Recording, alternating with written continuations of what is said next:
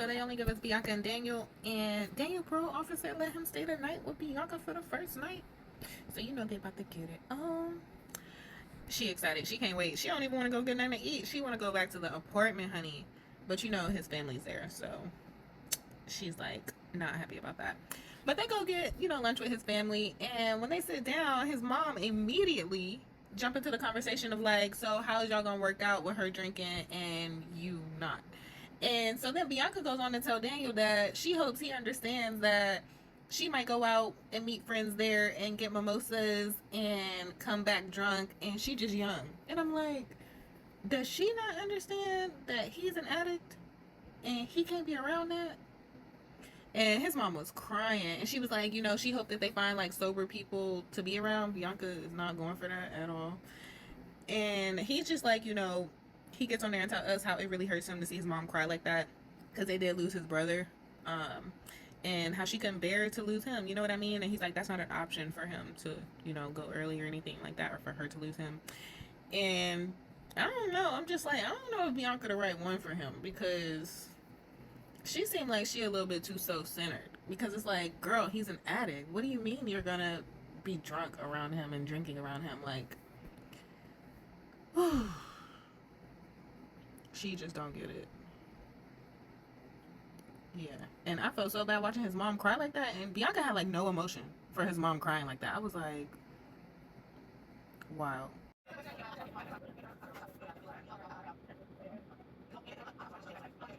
They come back with Shanta True, and I'm just like, what is going on?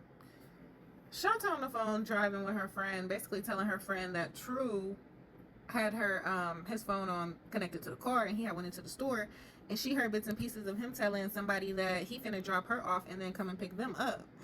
And so when she asked him about it, he was like, it's nobody. And then basically came around saying that he talking to other girls, but he using protection and blah blah blah.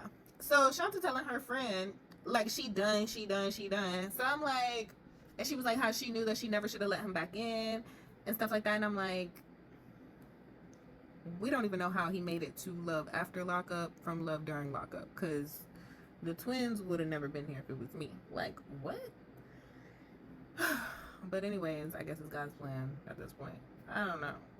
But did this girl go drive back to True's house while she on the phone with her friend talking ish about him to drop him off something to eat? It looked like. And I'm like, huh? What be wrong? What be wrong with females? What be wrong with females sometimes? Like, what be, like, huh? It couldn't be me. I mean, you do this. I have done this. Anyways, at this point, it could be me. Anyways, so then he come outside. She go get back in the car, back on the phone with her friend. Her friend like, what happened? And so she like, I'm so done with him and stuff like that. And I'm just like, this girl's not done with him. And then she get on there and tell us that she pregnant with his baby, so she don't know how to, she just feel like she should have known, and now she pregnant and she should have known. And I'm like, yeah, you kind of should have. But he come outside and basically pull an offset on her, telling her, this my baby mama, so we stuck together. And I'm like, that's what y'all females need to realize. Y'all need to choose y'all baby daddies a little bit better. Because you're not only stuck with them for 18 years, you stuck with, not them cutting me off. Y'all stuck with these men for life. Not just 18 years. For life. When y'all do the weddings and all types, for life, shorty. So make sure you choose somebody that you can get along with for life, because yeah. And then Shanta talking about she not gonna warn him, she not gonna keep talking, she just gonna cut him off and be done. And then he like, who you in the car talking to, telling her like business to, you know what I mean? And she like, I'm talking to Naya, you know what I mean? Still like playing around with him and stuff, like still trying like, she still want him, you know what I mean? So it's like, it's just sad to see, because she want him more than he want her, but she trying to pretend like she don't want him because he don't want her like that. He out here playing with all these people, and it's just like, she only hurting herself in the end. So Shanta girl,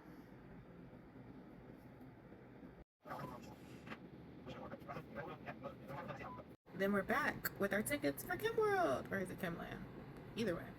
So Joey just like pulls back up to the house and just like walks in like he didn't just like storm out and go try to meet up with his ex-girlfriend or something and cancel the engagement party.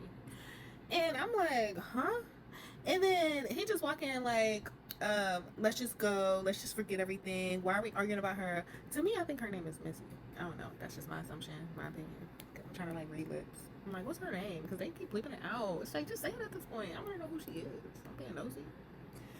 So Kim is like, she's just glad that there is a party at this point. And I'm like, Kim, girl, we need to work on your self-love or something like that, because we can't be accepting this. Joey is on too much bandit behavior. No. So then they drive separately to the engagement party, which Kim was upset about. She was like, why would we drive separately? And Joey was like, why would we drive together? And I'm like, why would y'all not drive together? But they get there. Everybody start getting there. The mama start getting there. And then the cousin, Tatum, gets there. And I'm like, why would Kim invite her? Knowing that she used to talk to Joey. And she used to be in love with Joey. Joey was like her first, I think. So this girl get there. And she immediately, like, everybody's all eyes on her. Well, before she got there, Kim did sit with his mom and tell his mom about the whole fight. And his mom was just like, it's going to get better. It's going to get better. And it's like, girl, you need to talk to your son. Because if ain't nobody talking to him, if he don't act better, it ain't going to get better. But, back to Tatum. She go up to Kim and tell Kim, like, and Joey rushed to get to Kim right before Tatum does when she gets there, which I found weird. Nope. But anyway, so she walks up to her and she's like, I don't like seeing y'all together. It's weird. And Kim is like, what? You don't? Like, duh. Wasn't that her man first? Like, why are you acting confused? Like, huh? Like, that's why it's like, I don't feel bad for Kim going through all this with Joey. It's just like, we just need some work. Because, come back to reality. But anyways, her cousin was basically telling her that she has something to tell her that Joey just did. And it's so they come back with Julian and Christine, and she is trying to get like out of there. Her friend is trying to help her out of there. Julian is trying to get her out of the club because she totally like bombed her first try on the comedy thing. And she was like mad, you know what I mean? But her friend was trying to, you know, tell her like, Julian's here to help you, like you need to go home, like, you know, go. And then she was in the car and she was just saying like she forgot everything that she was supposed to say, which is understandable. She was just like, you know, with being in prison, you know, like nobody's really paying attention to you like that, you know, like, but going on stage, like all eyes are on you. So it was kind of intimidating, which I get it because it's a lot. And basically she needed like a tip to like learn how to like remember stuff that she was talking about. And a tip for you, Christine, would be get some postcards. Like normally when the comics are on stage, they have like postcards where they write down little like notes or little jokes. That way when they're drinking and stuff like that and they start forgetting or talking about people in the crowd, they can always come back to their key jokes. So there you go. And then they went to the next day and Julian was like, she's still processing everything that happened. Then they flash over to Christine. She outside smoking a cigarette. And she basically tell us that last night was a lot, you know, she totally bombed it, you know.